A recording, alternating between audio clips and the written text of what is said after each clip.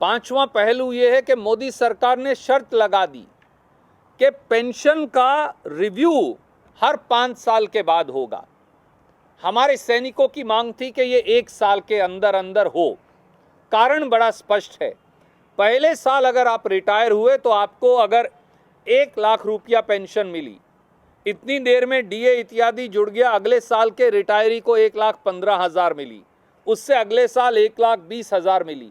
तो 5 साल तक पहले साल वाला रिटायरी उस 5वें साल तक की वृद्धि का भागीदार नहीं होगा, उसे नहीं मिलेगी। मोदी जी ने मुंह ज़बानी उस समय कहा कि 5 साल में करेंगे और वो लिखित आदेश जारी ही नहीं किया। यानी अब ये 10 साल बाद रिव्यू होगा, तो 10 साल तक 1 रैंक 10 पेंशन होगी, 1 रैंक 1 पेंशन नहीं होगी, क्योंकि 10 साल के जो रिटायरी होंगे उन्हें अलग अलग साल की अलग अलग पेंशन मिलती रहेगी। इससे बड़ी ज्यादती हो क्या सकती है? पर राजनाथ जी और अमित शाह जी इस पर ट्वीट नहीं करेंगे।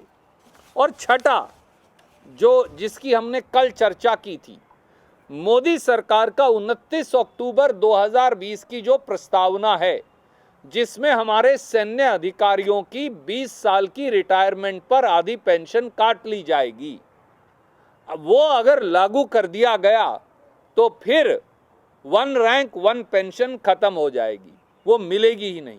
जब आपकी पेंशन ही आधी हो जाएगी तो 1 रैंक 1 पेंशन कहां से मिलेगी? फिर तो अलग अलग डेट पर रिटायरमेंट होने वाले अधिकारियों को, सेना के लोगों को अलग अलग पेंशन मिलेगी।